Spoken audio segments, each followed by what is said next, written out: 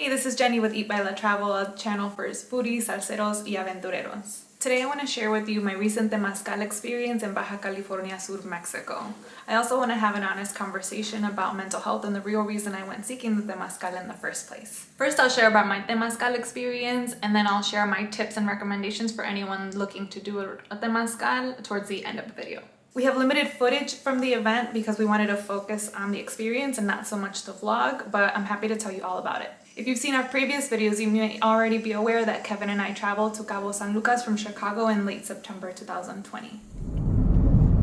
We're on our way to Temazcal, TONANTZIN, TALLI, if I'm pronouncing it correctly. I don't really know a lot about it, I just kind of found it online, and I'm hoping that it will bring some very much needed healing to my life, our lives. So we rented a car to go there. It's about an hour drive from Cabo San Lucas, and I don't know, I'm nervous but excited and hoping that this will be good. Yeah, we'll see.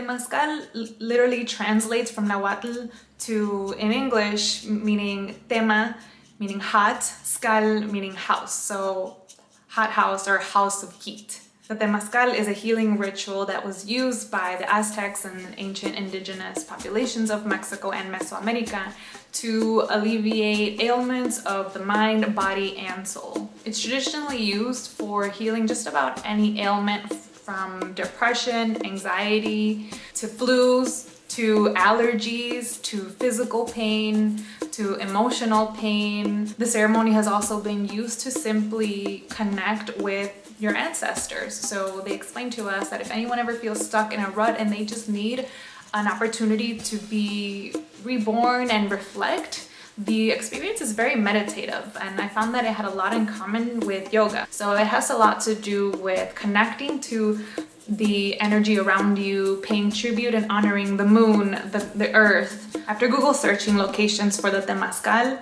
we found that there were options near the downtown Cabo resorts, near San Jose del Cabo, but they all seem to be a part of big hotels, spas, and resorts, and I was wary of those because I wasn't looking for a tourist experience. I really was approaching this with the intention to heal my body and soul. So we found one that seemed to be in the middle of nowhere, about an hour outside of Cabo.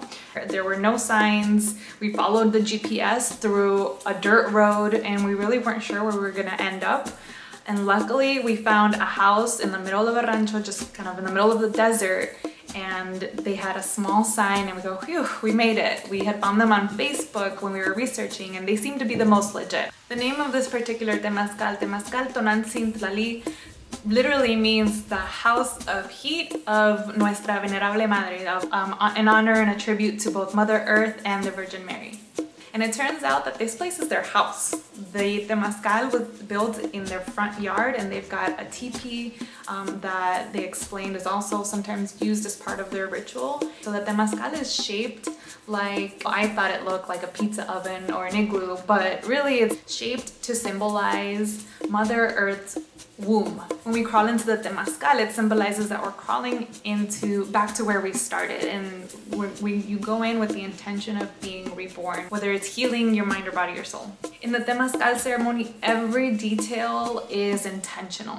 Everything from the offerings that are made inside the Temazcal to the chants, the prayers, and the intention that is expressed among the group. Another important part of this Temazcal experience was honoring and praying to OMETEOTL, which is a Nahuatl word for the god of duality. OMETEOTL is neither male nor female, and they explained to us that as we entered the Temazcal, none of us would be gendered. A traditional Temazcal is heated by volcanic rock, which is heated in a fire pit that they call the grandfather fire. During the Temazcal, they pour water onto the volcanic rocks to create the steam, and the heat gets extremely intense. And then every time I would hear the tss, and feel the heat get stronger and stronger, I would want to tense up, but the heat helps to relax the muscles, and it made us sweat so much. I had actually read online that the amount that you sweat actually turns your skin into a third kidney. So it helps to release toxin and release whatever ailments you might be holding inside your body. The Temazcal is extremely hot. It is hotter than any sauna I have ever experienced. And they had warned us that you are going to feel like your heart goes into a tachycardia, meaning it's going to feel like your heart is beating out of your chest, and it feels like you're doing extreme exercise even though you're sitting there perfectly still. But they said, don't panic. If you feel like you can't breathe, then just lay down in a fetal position and you'll be fine. Let me tell you, the first 5 seconds of being in there, I wanted to run out of there. I was like, oh my God, what did I get myself into? It was pitch black, dark, so I was like, what am I doing here? What am I doing here? I can't breathe. But I also knew they had warned us. They said we would be okay. They've never had anybody faint on them. So I thought, okay, this is just my anxiety, and my anxiety is not gonna win today. I was so determined to go through this experience and come out a reborn person. So I stuck it through, I remained calm, and they started chanting, and that helped so much. And they specifically explained that the chanting and the music helps to concentrate, meditate. They said, just feel whatever you feel. Feel your body, acknowledge everything that comes out. They said it's normal to cry. Lots of people will cry during this experience because it's so meditative that you're connecting to your body and listening to it, which I thought was pretty beautiful also. When we came out of the Temazcal, I felt incredibly relaxed and whole and very much at peace. So a lot of it, I'm sure, is the physical relaxation that goes into it, but also the meditative parts of this experience really help to connect and release both emotional toxins as well as the physical toxins. I feel like my life has been enriched. I'm not quite better yet. I still struggle with the pain, but I am really grateful to that experience because I feel like I had an opportunity to connect with my ancestors in a way that I hadn't before. I've hinted at the real reason we took the risk to travel in the middle of the pandemic, so here it goes. I've struggled with chronic pain for about a year now, feeling pain mostly in my neck, head, jaw, shoulders, hips, back, lower back. I can go and point to just about every part of my body that aches and hurts and has been painful for about a year now. So since then, I've tried doing physical therapy, I've tried massage therapy, psychotherapy, I've seen my primary care provider, and I recently even saw a rheumatologist. After talking to different medical providers, everyone basically came around and said the same thing. You're stressed. This physical pain is being caused by stress, and in my case, and nothing really seemed to work or help bring any real relief. So I was ready to try just about anything. And with chronic pain often comes depression, which I very much felt like I was falling into. Eventually, my doctor would prescribe me with antidepressants, but being very cautious of taking medication, I wanted to try everything possible to find alternatives to curing this pain, even if it was something spiritual.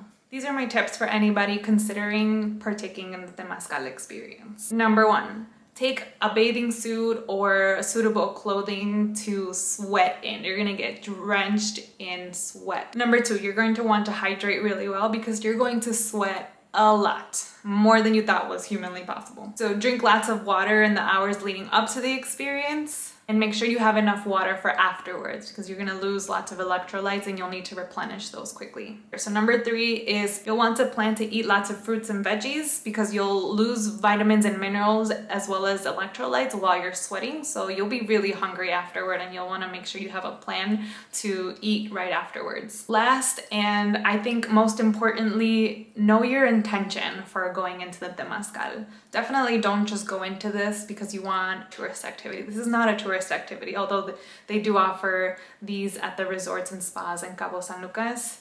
They are modified for tourists.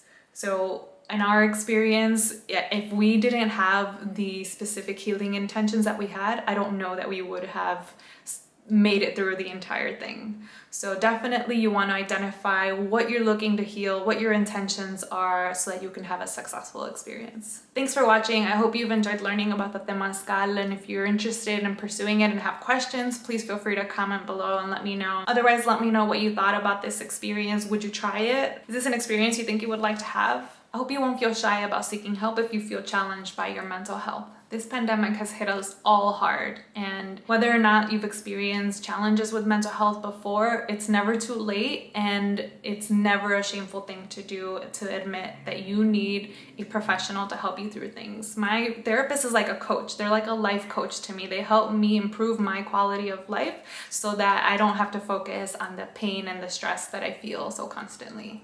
I feel like we don't talk about this enough, and I just want to let you all know that you're not alone. And if you feel like you resonated with this video, I hope that you'll give yourself the chance to get help in whichever way that you feel is the best for you.